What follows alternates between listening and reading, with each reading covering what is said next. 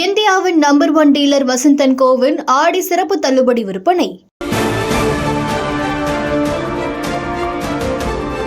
2 நாள் அரசுமுறை பயணமாக ஜப்பான் புறப்பட்டுச் சென்றார் பிரதமர் மோடி. 15வது இந்தியா ஜப்பான் வருடாந்திர உச்சி மாநாட்டில் பங்கேற்கிறார்.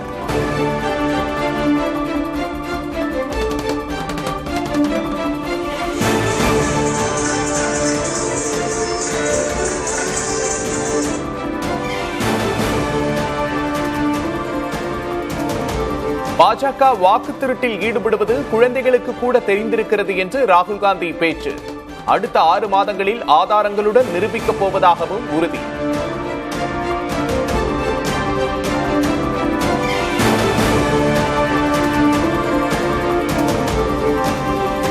எழுபத்தைந்து வயதானவர்கள் பதவியிலிருந்து ஓய்வு பெற வேண்டும் என்று கூறவில்லை என RSS தலைவர் மோகன் பகவத் விளக்கம்.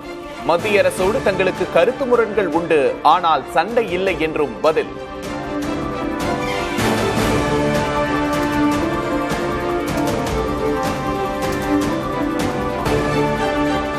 உலகத்திலேயே பிற்போக்குத்தனமான இயக்கம் என்றால் அது RSS தான்.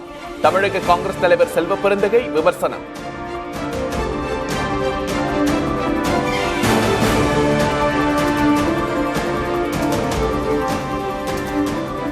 தமிழகத்தில் 7 IAS அதிகாரிகள் பணியிட மாற்றம். திட்டம் மற்றும் வளர்ச்சித்துறை செயலாளராக சஜன் சிங் ரா சவான் நியமனம்.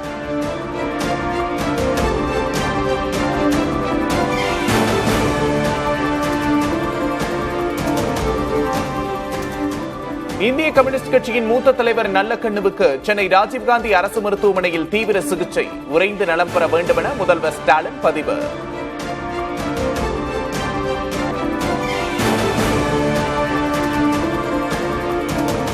கட்சித்தீவு தொடர்பாக இலங்கை வெளியுறவுத்துறை அமைச்சர் வரலாறு தெரியாமல் பேசுகிறார். நாம் தமிழர் கட்சியின் தலைமை ஒருங்கிணைப்பாளர் சீமான் பேட்டி. ஒரு ஒப்பந்தத்தில் 99 ஆண்டுக்கு அப்படி லீஸுக்கு மாதிரி கொடுத்தது அது உங்களுக்கு தெரியாது. இப்போ அது யாரும் பேச முடியல. அவர் ஒன்றும் தெரியாமல் வரலாறு தெரியாமல் பேசிட்டுக்கிறாரு. அவங்க இதுன்னு மனச்சான்றோடு பேசணும்ல. இலங்கைக்காரன் நீ ஒன்று தான், அது இந்தியா உனக்கு கொடுத்தது, அதை இப்போ திருப்பி எடுக்கிற உரிமை எங்களுக்கு இருக்குது. அது நாட்டின் பிரதம அமைச்சர் கூட பேசுனாங்க அந்த நேரத்தில் கச்சத்தீவை திருப்பி எடுக்கணும்ட்டு. அப்புறம் அதை விட்டுட்டாங்க.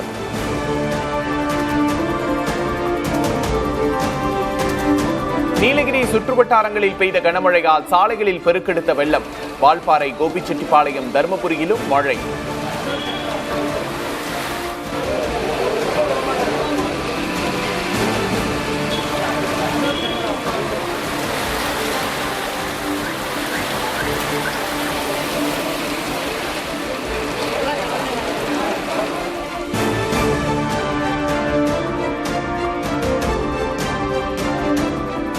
தமிழகத்தில் வரும் 3ஆம் தேதி வரை 6 நாட்களுக்கு மழை. சென்னையில் ஒரு சில இடங்களில் இன்று மழை பெய்யும் என வானிலை ஆய்வு மையம் கணிப்பு.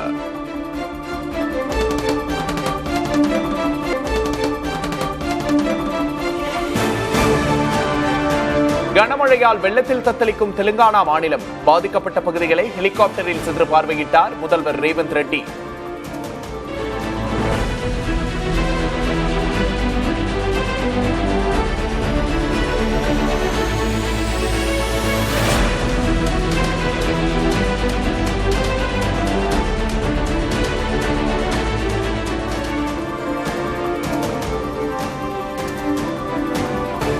மேக வெடிப்பால் உருக்குலைந்த மண்டி குழு நெடுஞ்சாலை. மறு அறிவிப்பு வரும் வரை அந்த பாதையை பயன்படுத்த வேண்டாம் என்ற அறிவிப்பு.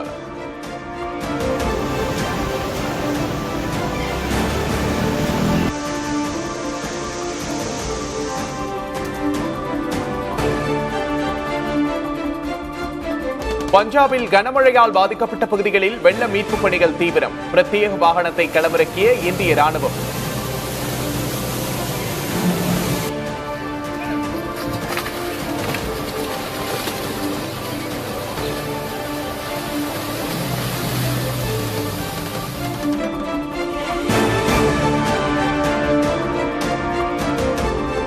தமிழகம் முழுவதும் விநாயகர் சிலை ஊர்வலம் கோலாகலம்.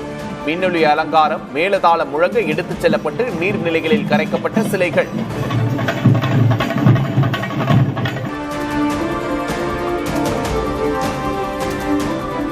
உலக புகழ்பெற்ற வேளாங்கண்ணி பேராலயத்தின் ஆண்டு பெருவிழா இன்று மாலை கொடியேற்றத்தோடு தொடக்கம்.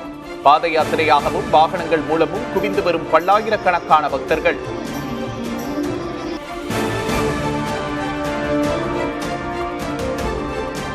நெல்லை மனோன்மணியம் சுந்தரனார் பல்கலைக்கழகத்தில் மாணவர்களுக்குள் சாதிய பாகுபாடு. பைக் ஓட்டி வந்ததற்காக சக மாணவர்களால் தாக்கப்பட்ட பட்டியலின மாணவர். நான் இன்னைக்கு காலேஜ் போகும்போது என் கல்லூரி மாணவர்களே ஜாதி வேறுபாடால என்னை தாக்கியிருக்காங்க. வகுப்பறையில் வெளிப்படையில் அவங்க ஆனால் மொத்தமாகவே ஒரு கேஸ்ட் குரூப்பு அவங்க எல்லாரும் சேர்ந்து மொத்தமாக பசங்களுக்கு மத்தியிலுமே ஜாதி வேறுபாடுகள் அதிகமாக இருக்கு எம்எஸ் யூனிவர்சிட்டியில.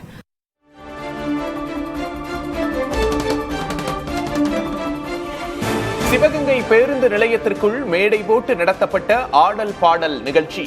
பேருந்துகள் அனுமதிக்கப்படாததால் சிரமங்களை எதிர்கொண்ட பயணிகள்.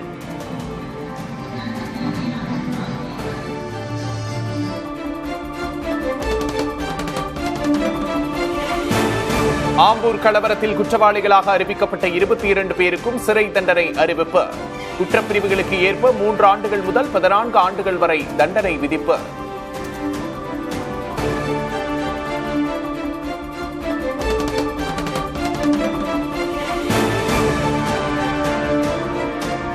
தெருநாய்களை கட்டுப்படுத்த கோரிய பொதுநல வழக்குகளை உச்சநீதிமன்றத்திற்கு மாற்றி உத்தரவிட்டது உயர்நீதிமன்ற மதுரை அமர்வு. தெருநாய் பிரச்சனையில் உரிய நடவடிக்கை எடுக்கப்படுவது அவசியம் என நீதிபதிகள் கருத்து.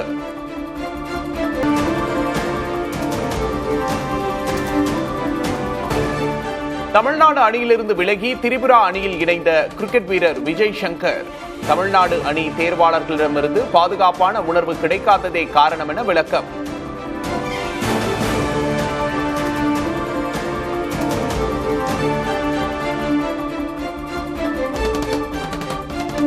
Xiaomi நிறுவனத்திற்கு ஆப்பிள், சாம்சங் நிறுவனங்கள் நோட்டீஸ். தங்கள் தயாரிப்புகளை கொச்சைப்படுத்தி விளம்பரங்கள் வெளியிடுவதை நிறுத்துமாறு அறிவுறுத்தல்.